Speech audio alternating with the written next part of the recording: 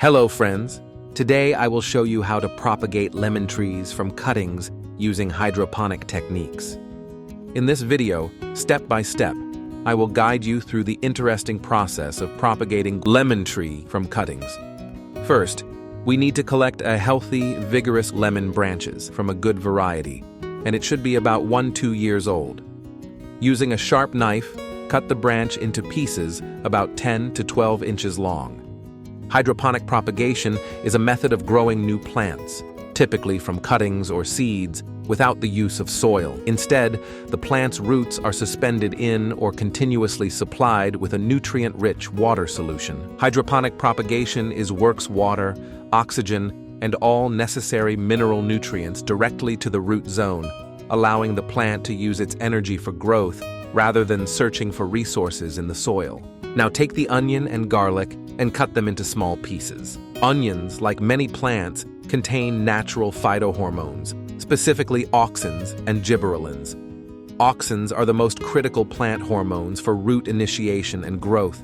They promote cell elongation and division necessary for the cutting to form new roots. Garlic has antimicrobial and antifungal protection. One of the most established and scientifically supported benefits of garlic is its ability to act as a natural antifungal and antibacterial agent. Now take the chopped onion and garlic in a glass. Then fill the glass completely with water and mix well.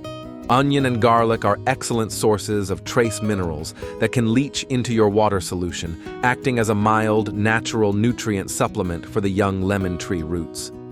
As the onion and garlic slices break down, water-soluble nutrients are released into the growing medium. It acts as a natural rooting hormone. This is one of the most significant potential benefits. Onion extract has historically been used as a natural rooting aid, much like willow water. Now, take a clear plastic bag, fill the bag with water, place the stem in the water and tie it with a zip tie.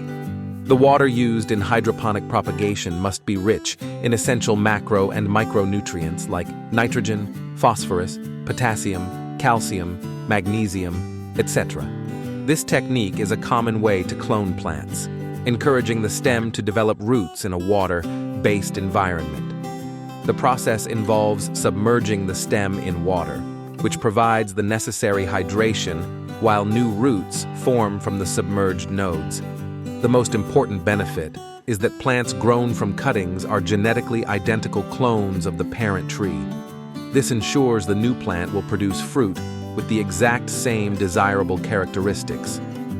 After that, keep them in a shaded place. Is that unrooted cuttings have no established root system to absorb water from the soil. They have to rely on limited water reserves within their stems. After 2 months, if you see branches growing from your planted trunk, you will know that your cutting has been successful. If your transplanted trunk has developed enough roots, it is ready to be planted separately. Now I am open it and show you all how many roots it has grown. Look, friends, how beautiful the roots have grown. When removing the trunk, extreme care must be taken to avoid damaging the new roots, as the new roots are very tender. Perform the separation and potting in the early morning or on a cool, cloudy day to minimize stress from heat and sun. The new plant is essentially a cutting with a small root system and will need special care to harden off and adjust to its new life. If your cuttings were rooted in a high humidity environment like under a plastic dome or in a propagator, they need to be gradually introduced to normal conditions. This process is called hardening off. Start by opening the plastic cover or dome for a few hours each day to reduce the humidity. Increase duration. Over a week or 2, increase the duration of exposure until the young plant is comfortable with the ambient air. This prevents shock to the leaves. After rooting and before full transplant, keep the young plant in a warm spot with bright, indirect light. Avoid intense, direct midday sun right away, as it can scorch the new leaves. Once the cutting has a good root system and shows strong, healthy new growth, it's time to move it to a larger container or its permanent spot in the ground. Spring or early summer, is generally the best time for transplanting to allow the roots to establish before winter. Now, I will separate the branches and plant them in the tubs one by one. You can plant them directly in the ground or in a pot. However, instead of planting directly in the ground, it is better to plant in a pot and transplant it into the ground once it is mature. Water once a week. For the next few weeks, keep the soil consistently moist, but avoid being soggy. New roots are highly sensitive to drying out, but also prone to rot if overwatered.